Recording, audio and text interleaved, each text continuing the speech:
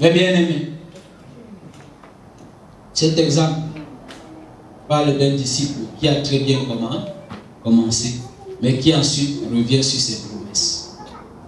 Le disciple n'a qu'une raison d'être. S'il ne la réalise pas, il est impitoyable objet. Notre texte nous dit que lorsque le sel a perdu sa saveur, on le jette dehors. Mais Dieu ne te jette pas dehors.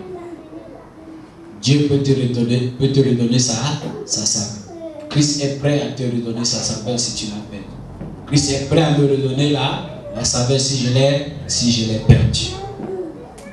Oui, en foulant au pied le témoignage de celui qui a bien commencé à construire, mais n'a pas pu achever son œuvre. Tu as bien commencé la maison, mais tu n'as pas bien. Bien aimé, le texte nous dit qu'il faut faire attention aussi à ceux qui commencent bien, qu'il faut faire attention. Et de mal finir. Ça ne sert à rien de bien commencer, de mal finir. Il faut bien commencer et bien finir.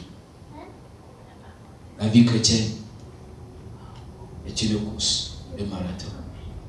Et non une course à vitesse. Mon frère, ma soeur, le Seigneur conclut son message en disant que celui qui a des oreilles pour entendre, entend. Il indique par là que tous n'auront pas la volonté d'écouter, d'accepter la rigueur de la vie de disciples. D'autres vont écouter, mais ne vont pas accepter cette vie rigoureuse. Mais si quelqu'un veut suivre le Seigneur, quoi qu'il en coûte, alors qu'il entende et qu'il suive. Bien-aimé dans le Seigneur, la vie des disciples n'est pas une vie facile. Mais si nous nous abandonnons au Seigneur et nous obéissons à lui et nous mettons en pratique ce qu'il nous demande de faire, lui-même va nous supporter. Il va nous rencontrer en route. Comme le fils prodigue, son père l'a rencontré en route. Ne nous décourageons pas. Commençons et nous verrons que petit à petit, nous allons grandir. Le Seigneur nous fortifie. Venez dans le Seigneur, abandonnons-nous au Seigneur et comptons sur lui. Tant que dure le combat, comptons sur lui. Ne désistons pas. Persévérons. Et continuons à persévérer. Il nous donnera la victoire. Oui, il nous avertit. La route ne sera pas facile. Mais en comptant sur lui, nous serons plus que vainqueurs. Sachons compter sur lui comme David a essayé à compter sur lui. C'est petit à petit. Il y a des moments où nous allons seulement écouter parler de lui. Mais il y aura aussi des moments où nous allons le voir.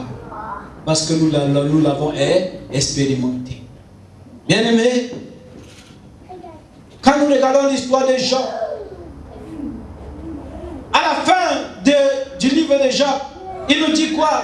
Que Seigneur, mes oreilles avaient entendu parler de toi. Mais maintenant, mes yeux t'ont vu.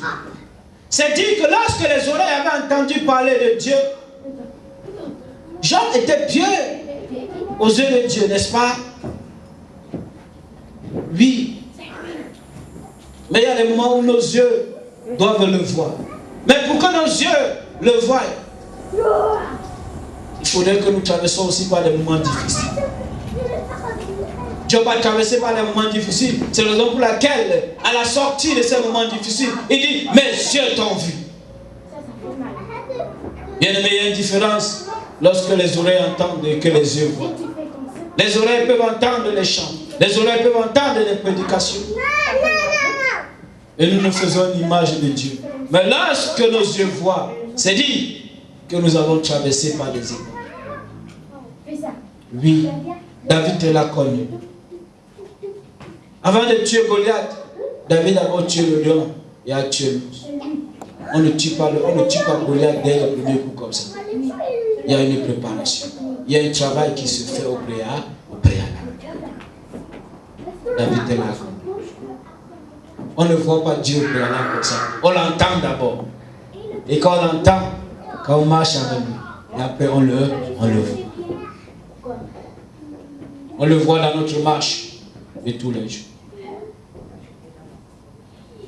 Donc mon frère, ma soeur, à la fin de Job, Dieu l'a béni davantage. Donc c'est dit, ne désespérons pas, mais soyons courageux et nous fortifions.